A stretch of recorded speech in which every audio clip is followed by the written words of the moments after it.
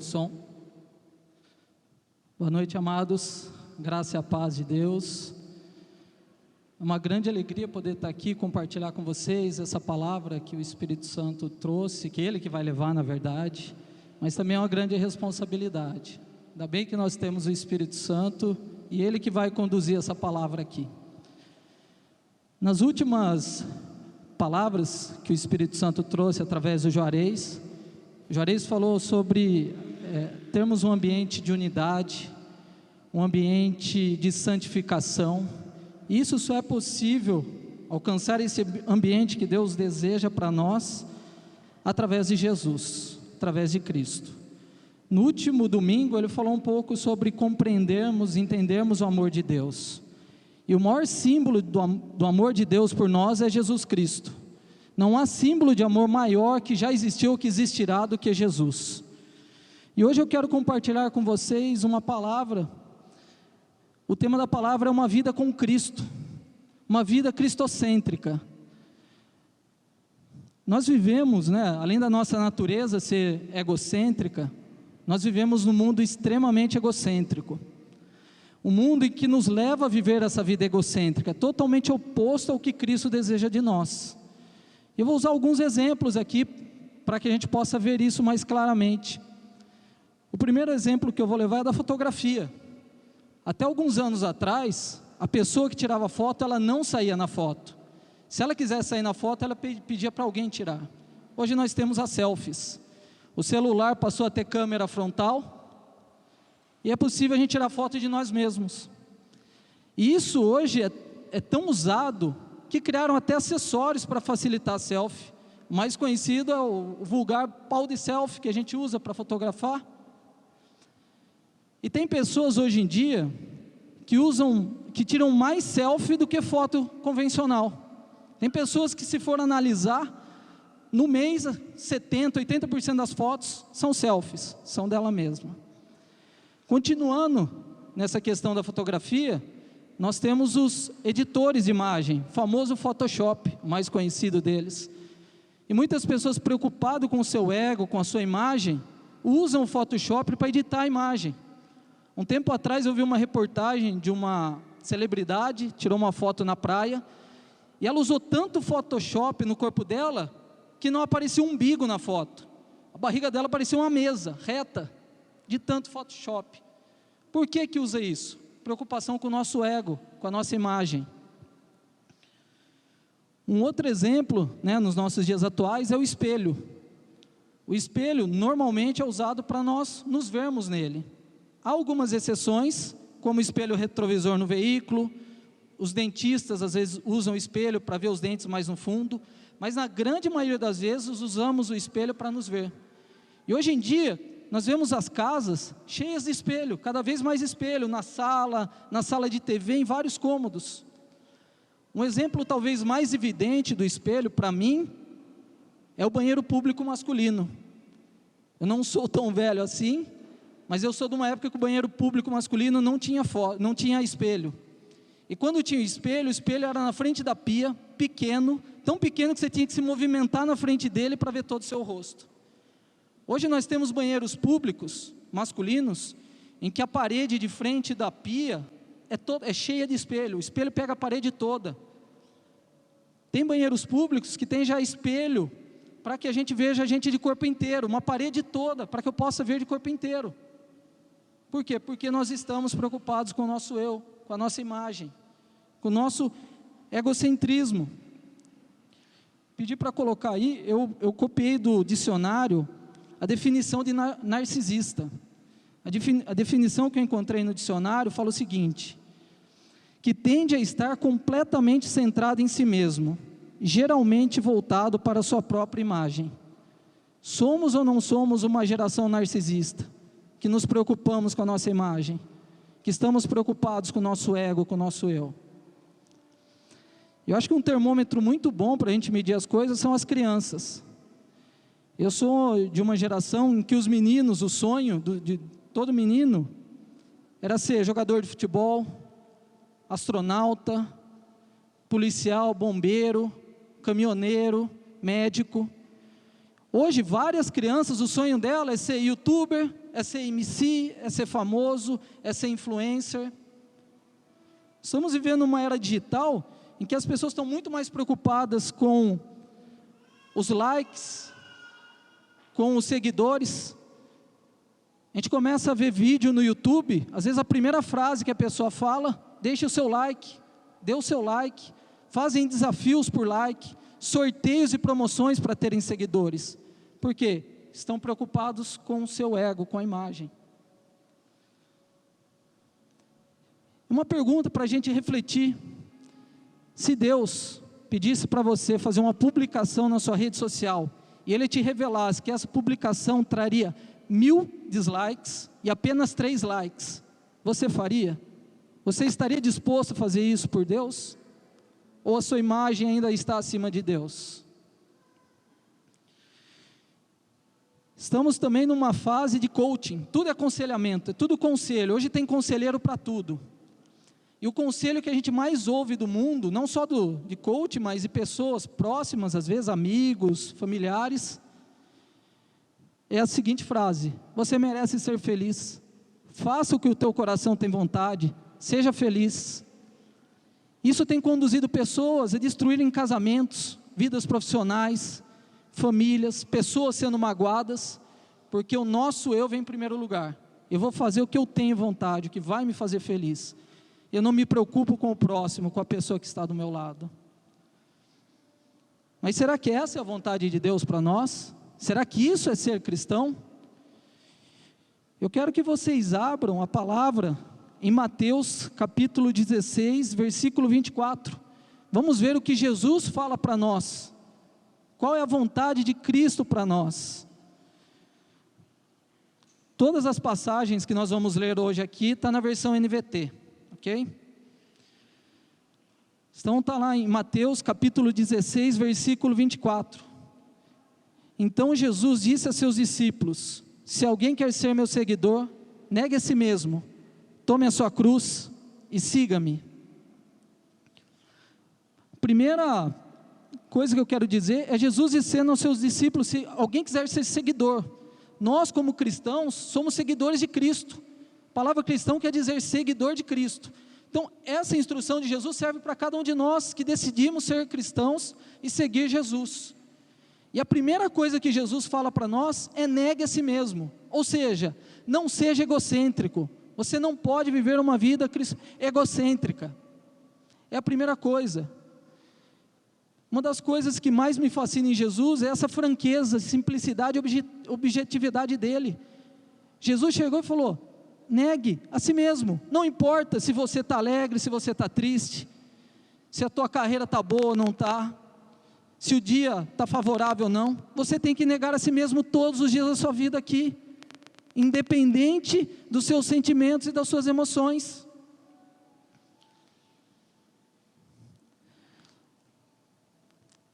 Uma mentira que Satanás lança e muitos acreditam para impedir que a gente negue a si mesmo, é ele falar: quando nós negamos a nós mesmos, as nossas vontades, os nossos desejos, nós perdemos a nossa identidade. Isso é uma grande mentira. Por quê? Porque a nossa verdadeira identidade está em Deus. E eu vou fazer uma pergunta para vocês que desmonta totalmente essa mentira dele. Qual é a pessoa mais conhecida do mundo? Eu vou dar uma dica para vocês: todos os domingos nós nos reunimos aqui para falar sobre ele. Essa palavra é sobre ele, é tudo sobre ele, é Jesus. Todos os dias milhões de pessoas no mundo se reúnem para falar dele, ler sobre a história dele, meditar nele. Ele é a pessoa mais conhecida e mais falada do mundo, e ele viveu uma vida negando a si mesmo em todo o tempo. Todas as passagens que falam dele, as cartas, principalmente de Paulo, mostram isso claramente. Ele negou a si mesmo em todo o tempo, e no entanto ele é a pessoa mais conhecida do mundo. Então essa questão de negar a nós mesmos, vamos perder a nossa identidade, é uma mentira tremenda. O segundo ensinamento que Jesus traz aí nessa passagem, ele fala: negue a si mesmo, tome a sua cruz. Nós devemos tomar a nossa cruz. Mas o que é tomar a sua cruz?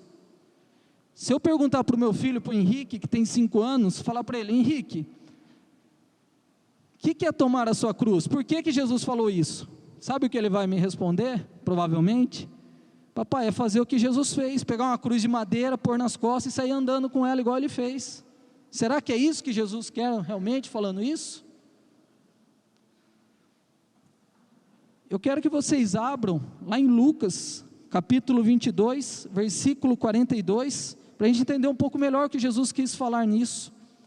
Para contextualizar essa passagem, Jesus está no Getsêmani, orando com alguns de seus discípulos, momentos antes dele ser entregue, dele ser julgado, dele ser condenado e dele ir para a cruz.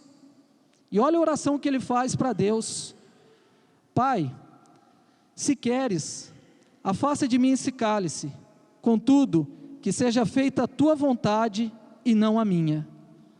Quando Jesus fala para tomarmos a nossa cruz, é para deixarmos de lado a nossa vontade, a vontade da nossa carne, e viver a vontade do Pai. É não vivermos mais a vontade da nossa carne para viver a de Deus. Jesus ali estava triste, estava agoniado com essa situação, e eu vejo claramente, contextualizando isso, ele falando: Pai, se tiver um plano B, vamos para ele, que eu não quero esse plano A. E acho que aí vem um dos maiores ensinamentos que esse versículo nos traz, é a conclusão dessa oração: contudo, seja feita a tua vontade e não a minha. Nós temos um Deus muito amoroso, que nos ama e que quer se relacionar conosco.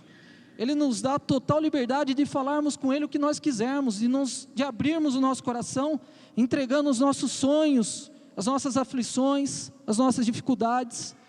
Mas sempre final da nossa oração, a conclusão da nossa oração deve ser: contudo, Pai, seja feita a tua vontade e não a minha. Eu me submeto a Ti por amor a Ti.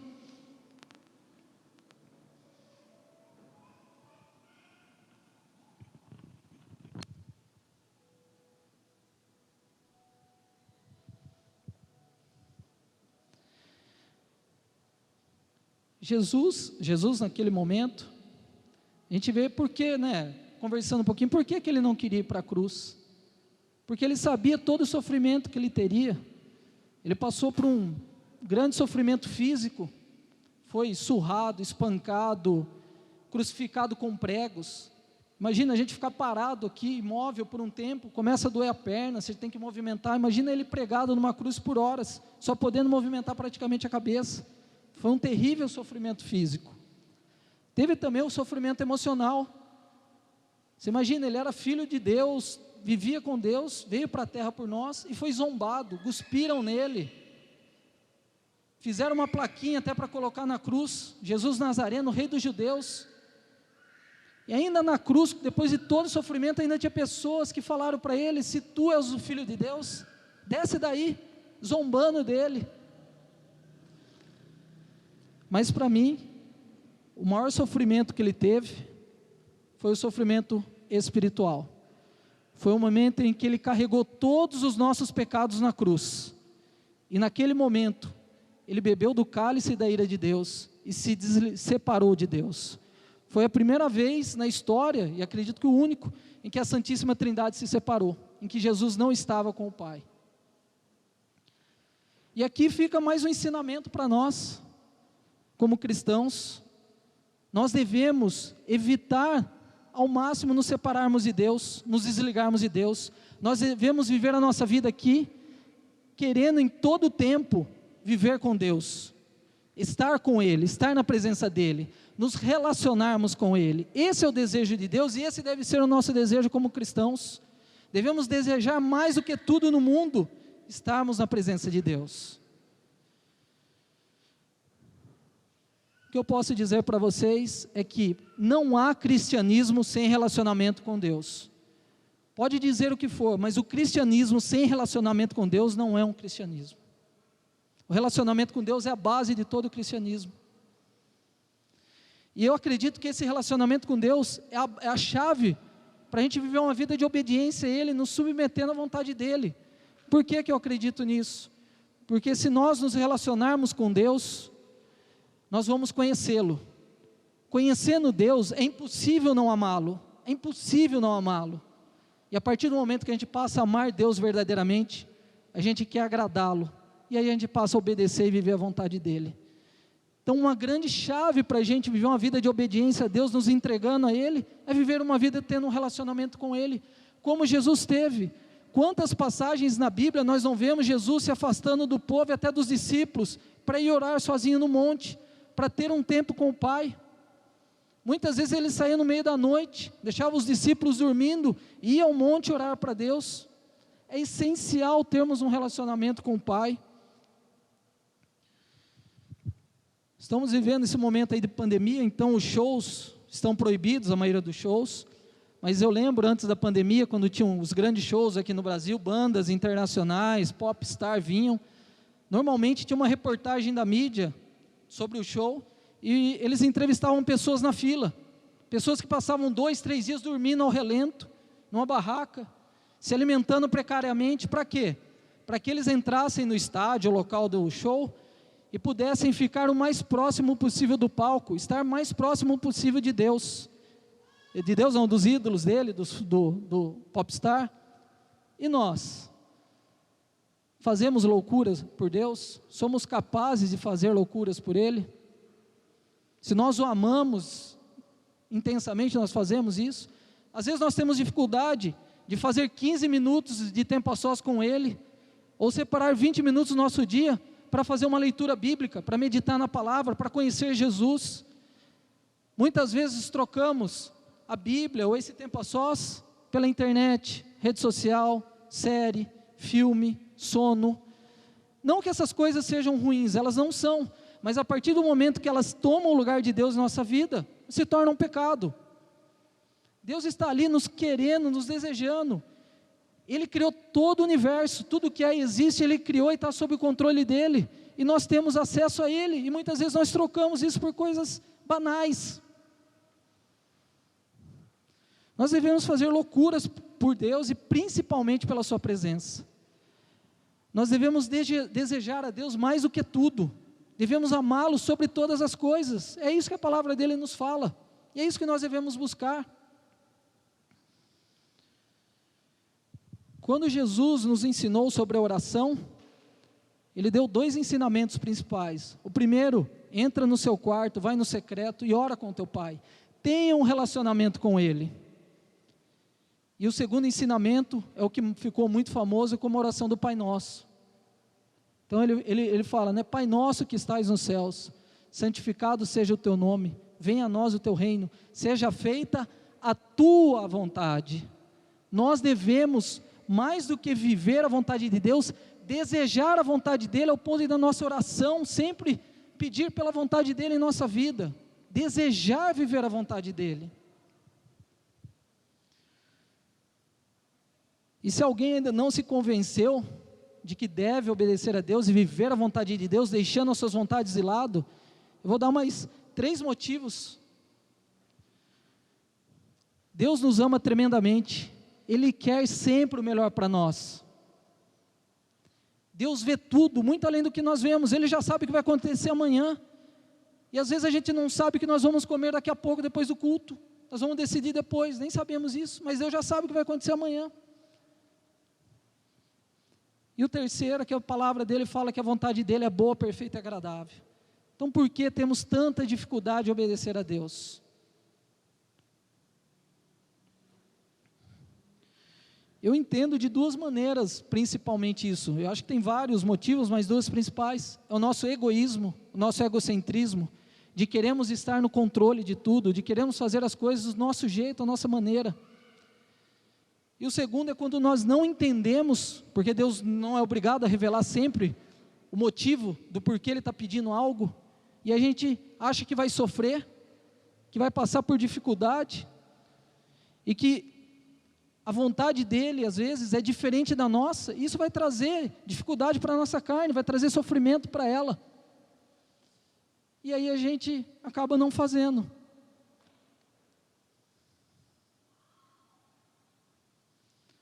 Mas o sofrimento momentâneo para a carne vai nos trazer a glória eterna. Vivendo a vontade de Deus, nós estamos aqui iniciando uma caminhada com Ele, que vai nos levar a viver toda a eternidade na presença dEle. Não há nada melhor do que passar a eternidade com Ele. Então, por que não matarmos a nossa carne aqui momentaneamente, deixando de viver a minha vontade, ou fazer as coisas do meu jeito, para fazer do jeito do Pai? E eu acho que aqui fica um ensinamento para nós. Nós não devemos olhar para o processo, mas para o resultado. Eu creio que quando Jesus olhou para o processo, a oração dele foi: Senhor, afaste de mim esse cálice. Mas quando ele olhou para o resultado que a cruz traria, ele falou: seja feita a tua vontade, faça a tua vontade, não a minha. E graças a essa determinação, essa decisão de Jesus, hoje nós temos acesso ao Pai.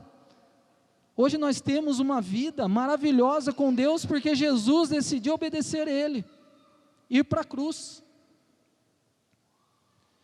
E eu posso dizer para vocês que não há resultado melhor do que a vontade de Deus, porque ela é boa, perfeita e agradável, simples assim. Não tem como ser o melhor, não tem como não ser o melhor. Recentemente nós tivemos as Olimpíadas, e nós vimos atletas se dedicando uma vida toda, desde criança, buscando medalhas, buscando resultados, se doando. E um tempo atrás eu vi alguns vídeos e vi um documentário sobre o Michael Phelps. Para quem não sabe, é um nadador norte-americano. Ele detém dois recordes. É o maior medalhista olímpico da história, ou seja, o atleta que mais medalhas olímpicas ganhou. E ele é o recordista de maior quantidade de medalhas numa única edição de Olimpíadas. Ou seja, ele é o atleta que mais medalhas ganhou em todas as Olimpíadas e é o atleta que mais medalhas ganhou em uma única Olimpíada. Os dois recordes, acho que, mais desejados pelos atletas. Mas eu vi o documentário, ele desde criança treinou natação. Ele treinava todos os dias, estava sol ou estava chuva, frio ou calor, ele estava triste ou alegre, feliz, não importa, ele ia treinar todos os dias, ele se dedicava àquilo. E ele abriu mão, muitas vezes fazer vontade da carne dele em prol disso. Deixou de comer comida que ele queria, deixou de ir em festas, em churrascos, ir ao cinema, ao teatro, sair com os amigos, em prol desse resultado que ele queria, que era da conquista olímpica, de ganhar medalhas. E aí Paulo, de maneira muito sábia, usa o exemplo do atleta para nos ensinar. Ele fala: se um atleta se esforça ao máximo, dá o máximo dele, por algo perecível, por uma coroa que perece, quanto mais nós cristãos nos devemos nos dedicar ao máximo e viver a vontade de Deus por uma coroa que não perece, por algo que é eterno. Os atletas se sacrificam por algo visível, nós devemos nos sacrificar por algo invisível, porém eterno, que vale por toda a eternidade. Embora o sofrimento possa ser grande, ele é momentâneo, o resultado é muito maior que isso. Jesus é um exemplo disso. Embora a cruz tenha trazido muito sofrimento e dor para ele, não se compara com a glória dele. Não há glória sem cruz, não há glória sem cruz. Se nós queremos viver na glória com Deus, precisamos primeiro passar para a cruz, matar a nossa carne aqui. Mas aí fica uma pergunta: nós devemos obedecer à vontade de Deus, mas e para conhecer a vontade de Deus? E aí nós devemos ter um relacionamento com Ele. Vou dar um exemplo aqui. Eu chamo o Renato para ir lá em casa fazer uma reforma. Ele chega lá, me cumprimenta tal, vai entrando, e de repente eu escuto ele martelando uma parede, e eu vou lá ver o que está acontecendo. Ele está quebrando a parede da sala. Mas, Renato, a reforma não é essa, que eu quero que você reforme o banheiro trocando o revestimento, não é a parede da sala. E ele fala para mim: não, William, essa parede da sala aqui está ruim, a gente precisa tirar ela, sua sala vai ficar mais espaçosa, vai melhorar a ventilação e a luminosidade. A justificativa dele é maravilhosa, ele está certo, mas é a minha vontade? Então por que muitas vezes a gente deixa de viver, de consultar a Deus e começa a deduzir coisas? Começa a achar que Deus quer que faça aquilo e vai lá e faz. Mas você perguntou para Deus antes? Por que as nossas decisões tomamos sem consultar ao Pai, sem conversar com Ele? E ainda dá errado, nós colocamos a culpa nele. Ah, ó, aí Deus, eu fiz e ó, dando errado, minha vida não vai para frente. Olha o emprego que eu tenho. Mas você consultou a Deus antes de tomar a sua decisão?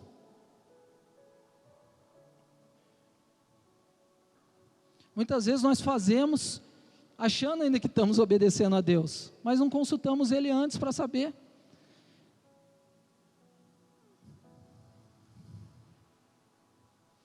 Jesus foi o maior exemplo de obediência à vontade de Deus.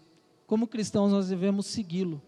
E essa obediência a Deus nos trouxe a glória eterna, nos trouxe a possibilidade de vivermos toda a eternidade com o Pai. E o terceiro ponto do versículo que a gente leu no começo, é seguir Jesus. Nós devemos estar próximo dEle, viver com Ele, imitá-lo. Como que eu posso ser cristão se eu não estou com Ele? Normalmente nós imitamos e refletimos com quem nós andamos. Às vezes eu me pego fazendo coisas que eu lembro meu pai fazendo. Por quê? Porque eu convivi com ele muito tempo da minha vida. E de maneira não intencional eu faço.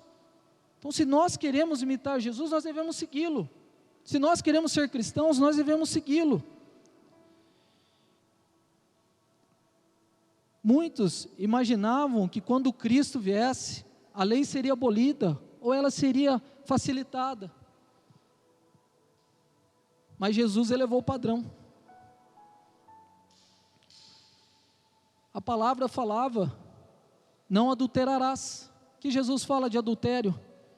Se você, no seu coração, cobiçar a mulher do próximo, já adulterou. Antes precisava ter o relacionamento físico, agora só de desejar já é adultério. Elevou o padrão. Um outro exemplo, a palavra de Deus fala que nós devemos amar o próximo como a nós mesmos. A lei fala isso. O que Jesus falou? Você deve amar o próximo como Ele amou. E o amor de Jesus por nós é muito maior do que o amor que eu tenho por mim mesmo. Subiu o padrão. Mas espera aí. Se ele precisa ouvir porque nenhum homem conseguiu cumprir a lei, então complicou de vez agora. E agora? Como que eu faço? E acho que aqui está um dos maiores segredos do Evangelho que a gente tem que buscar e viver. Nós só vamos conseguir viver essa vida que Jesus deseja indo para a cruz com Ele, morrendo com Ele, para que Ele habite em nós e Ele nos conduza a viver essa vida. Porque Ele já venceu, Ele conseguiu. E não é com o nosso próprio esforço que nós vamos conseguir, mas é através dEle, é com Ele. Não é uma vida para Cristo, mas é uma vida com Cristo. E para isso a gente precisa nos despir de nós mesmos, para nos enchermos de Jesus. Eu quero ler com vocês Mateus capítulo 9, versículo 17, Jesus nos ensinando sobre isso, Jesus falando sobre isso. Jesus nos diz o seguinte: e ninguém colocaria vinho novo em velhos recipientes de couro, o couro se arrebentaria, deixando vazar o vinho, e os recipientes velhos se estragariam. Vinho novo é guardado em recipientes novos, para que ambos se conservem. Se nós queremos nos encher de Jesus, nós temos que matar o nosso velho homem, nós temos que tomar a nossa cruz e ir para a cruz com Jesus, para que assim nós possamos nos encher dele, nos tornarmos um novo homem com Cristo, cheio dele. Eu queria ler com vocês também, Paulo nos fala um pouco sobre isso, está lá em Romanos, capítulo 6, versículo 4, olha o que Paulo nos ensina sobre isso. Pois, pelo batismo, morremos e fomos sepultados com Cristo, e assim como Ele foi ressuscitado dos mortos pelo poder glorioso do Pai, agora nós também podemos viver uma vida nova. Ou seja, quando nós firmamos uma aliança com Cristo e nos batizamos, Jesus não está mais sozinho na cruz, cada um de nós está lá com Ele, matando o nosso velho homem lá na cruz, deixando de viver as vontades da nossa carne, para que nós possamos viver a vontade de Deus, para que através do poder de Deus, nós possamos vencer toda a dificuldade aqui da nossa carne e viver uma vida que o Pai deseja, obedecendo à vontade dEle.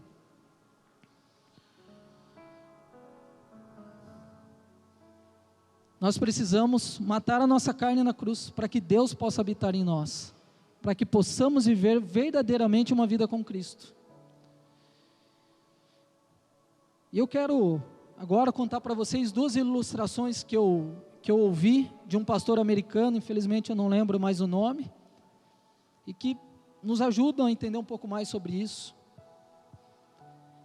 Imagina que nesse momento tem uma máquina do tempo aqui, uma máquina gigante que cabe em todos nós lá dentro. Entramos nessa máquina, viajamos e de repente saímos num lugar e descobrimos, e nós voltamos ao passado, mais de 2000 anos. Estamos na cidade de Jerusalém. E ao sair dessa máquina do tempo e descobrir isso, nós vemos um grande alvoroço na cidade. E ao conversarmos com as pessoas, perguntarmos por que desse alvoroço, todos falam: é porque tem 3 homens sendo crucificados no monte aqui próximo da cidade. E aí decidimos ir lá para ver o que está acontecendo. E ao chegar nesse monte, vemos uma multidão, um barulho, e realmente 3 homens sendo crucificados. E a partir do momento que nós olhamos para o homem que está na cruz do meio, vem algo dentro de nós, uma certeza, uma garantia que fala: esse homem é o Filho de Deus, ele é verdadeiramente o Filho de Deus, e ele está sendo crucificado, não por causa dele, porque ele não tem nenhum pecado, ele é justo, ele é puro, mas ele está lá na cruz por causa dos meus pecados, ele se entregou lá pelos meus pecados, e por conta disso, todos os meus pecados, eu estou limpo de todos eles, e posso viver a eternidade com Deus, graças a essa atitude dele. Mas aí vem uma pergunta: o que eu devo fazer a partir de agora, até a minha partida para a glória? Como viver esses próximos dias? Eu quero que vocês abram lá em Gálatas 2:20, para vermos o que Paulo nos fala sobre isso. Paulo nos fala o seguinte, Gálatas capítulo 2, versículo 20: fui crucificado com Cristo, assim já não sou eu quem vive, mas Cristo vive em mim. Portanto, vivo nesse corpo terreno pela fé no Filho de Deus, que me amou e se entregou por mim. Já não sou eu mais que vivo aqui, o meu velho homem está na cruz com Cristo, para que Cristo venha e habite em nós. Glória a Deus por isso, que nós possamos viver essa nova vida com Cristo dentro de nós, com Cristo habitando em nós. Então o nosso presente não é simplesmente virmos para a igreja aos domingos, irmos na nossa conexão, fazermos o nosso discipulado, mas é todos os dias irmos para a cruz com Cristo, entregando as nossas vontades, para viver a vontade do Pai, e assim Cristo habitar em nós, e assim conhecermos o caráter de Cristo, e nos enchermos desse caráter. É preciso que nós nos esvaziemos, para nos enchermos de Cristo, e assim as pessoas não verem mais o William, o Juarez, a Giovana, mas verem Jesus Cristo em nós e através de nós. Essa é a vontade do Pai, esse é o querer dele. E como que eu posso fazer isso? Pequeno, simples exemplo, é todos os dias de manhã eu acordo mais cedo, a minha carne quer ficar dormindo, mas eu levo ela para a cruz, matando um pouco do meu sono, para fazer o meu tempo a sós com Deus, para estar com Ele. É eu deixando de assistir um capítulo de uma série, de um filme, assistindo um filme, ou redes sociais, internet, abrindo mão 20, 30 minutos para ler a Bíblia. A minha carne quer assistir a série, quer fazer outra coisa, mas eu mando ela para a cruz, para poder conhecer Jesus através da palavra do Pai. E tem mais muitos outros exemplos sobre isso. A segunda ilustração que esse pastor traz é sobre a primeira Páscoa. Então o povo de Israel ainda estava no Egito, Deus já tinha enviado 9 pragas, mas o faraó ainda não tinha permitido que o povo saísse do Egito. E Deus decide mandar a 10ª praga. Qual era a 10ª praga? Matar todos os primogênitos. Mas para isso, para que não morresse ninguém do povo hebreu, Deus instituiu a Páscoa. Deus deu uma ordem a eles para celebrarem a Páscoa. E qual era essa ordem da primeira Páscoa, lá no Egito? Era eles tomarem um cordeiro, sem mancha, sem defeito, matarem esse cordeiro, e com o sangue dele, passar nos umbrais das portas, porque quando o anjo da morte viesse, nas casas em que o sangue do cordeiro estava nos umbrais, ele não entraria, e assim o primogênito daquela casa não morreria. Esse cordeiro simboliza Jesus. O sangue de Jesus nos purifica de todos os pecados e da morte espiritual. A nossa aliança com Cristo nos possibilita isso, a não morrermos espiritualmente, mas vivermos com Ele. Mas, tudo bem, mas aí eles ainda continuariam no Egito. Então Deus dá uma segunda ordem na celebração da Páscoa. Ele manda que todos se reunissem e comessem da carne do cordeiro, se enchessem da carne do cordeiro. Para quê? Para que eles tivessem força, ânimo, para sair do Egito, se libertar da escravidão e ir até a terra prometida. O cordeiro dentro deles daria esse ânimo e essa força para eles passarem por todo o deserto, chegando à terra prometida. E o que isso simboliza para nós hoje? Que nós devemos nos encher de Jesus, para que Ele nos dê força e ânimo, para passarmos por toda essa vida aqui, chegando até Nova Jerusalém, nos libertando do pecado e da escravidão do pecado, e entrarmos na Nova Jerusalém, estarmos com o Pai. É Jesus em nós que nos vai possibilitar isso.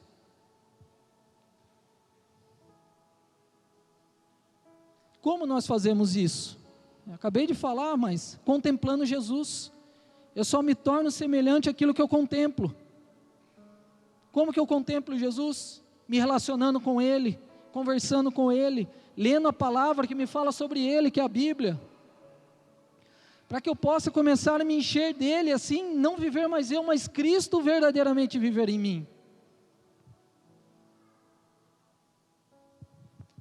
Para já ir partindo para o final da palavra, no final de semana passado, tive a alegria de participar de um casamento aqui, do Juliano e da Flávia, e o Juarez na celebração, ele citou uma palavra sobre o casamento, que é muito usada, né, em celebrações de casamento, em que fala que o homem e a mulher deixará o seu pai e sua mãe, e se unirão se tornando um só. Não é à toa que a palavra de Deus fala que nós somos a noiva, e Jesus é o noivo, porque Ele quer que a gente deixe todas as coisas nossas para trás, para nos unirmos com Cristo, e assim nos tornarmos um só com Ele. Nós devemos caminhar todos os dias em direção ao altar, onde Jesus está nos aguardando, desejosos de chegar com Ele, casar com Ele, e nos tornarmos um só com Ele. Essa é a vontade de Deus, esse é o querer dEle. E quando a gente se torna um só com Jesus, não sou mais eu quem falo, mas é Cristo que fala em mim. Eu não vou mais onde eu quero ir, mas eu vou onde Cristo quer que eu vá. Eu não faço mais o que eu quero, mas eu faço o que Cristo quer que eu faça. E aí eu passo a representar Jesus, a ser uma extensão de Jesus, eu passo a ser verdadeiramente o corpo de Cristo como Ele quer que eu seja.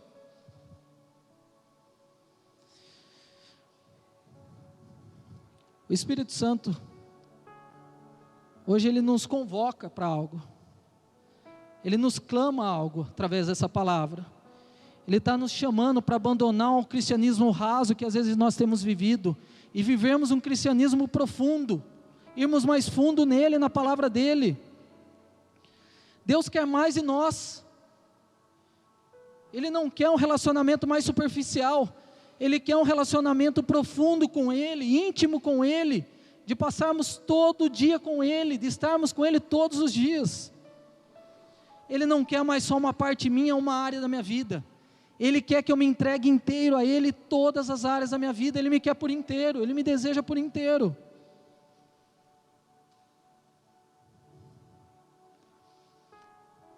Deus está nos chamando, não para vivermos uma vida para Cristo, mas para vivermos uma vida com Cristo, com Ele. Eu tenho né, visto, né, essas últimas palavras que Deus tem trazido, mais essa palavra aqui, e eu tenho clara sensação que Deus está querendo nos levar a algo maior, a algo mais profundo. A gente está mudando de fase aqui, mas para isso nós vamos precisar nos entregar mais a Ele. Se nós queremos ser mais usados e mais fundo, nós precisamos nos entregar mais, desejar mais Deus, viver mais como Cristo deseja que nós vivamos. Precisamos ir além, o básico não serve mais, precisamos nos aprofundar com Ele. Nós não devemos mais ser um simples seguidor de Jesus, mas sermos um seguidor íntimo e próximo dEle, como foi Pedro, Tiago e João. Onde Jesus foi, irmos, onde Jesus quer que eu vá, eu ir. O que Jesus deseja que eu faça, fazer, estar com Ele, viver com Ele, para que aconteça como Paulo nos fala, Cristo em nós, a esperança da glória. Essa é a nossa vida aqui. Eu queria nesse momento, o louvor vão tocar um louvor aqui, eu queria que você ficasse de pé, sentado, ajoelhado, maneira que você desejar aí no seu lugar. Eu quero dizer para você que Jesus está aqui nesse momento, Ele está aqui conosco, e Ele está de braços abertos, querendo abraçar todos vocês, querendo conversar com cada um de vocês. Fale o quanto você o ama, fale o quanto Ele é especial para você, o quanto você o deseja. Ele quer ouvir, Ele quer te abraçar, Ele quer ser um só com você aqui nesse momento. Se entregue a Ele, entregue os seus desejos, as suas aflições, os seus problemas. Se entregue a Ele, sinta a presença dEle aqui.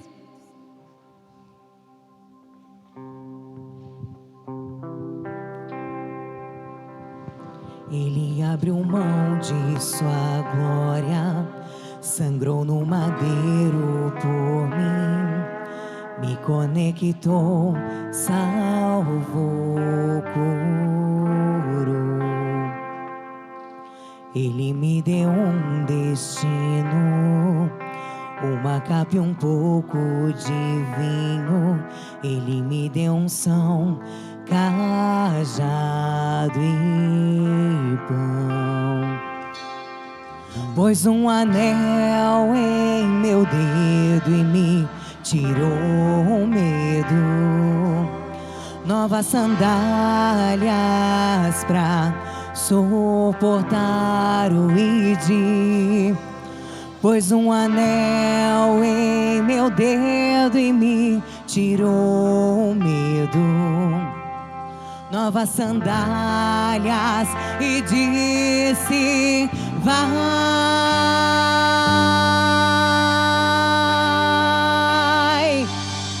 E eu me despedi dos meus pais. Eu queimei minhas carroças e eu afundei meus barcos no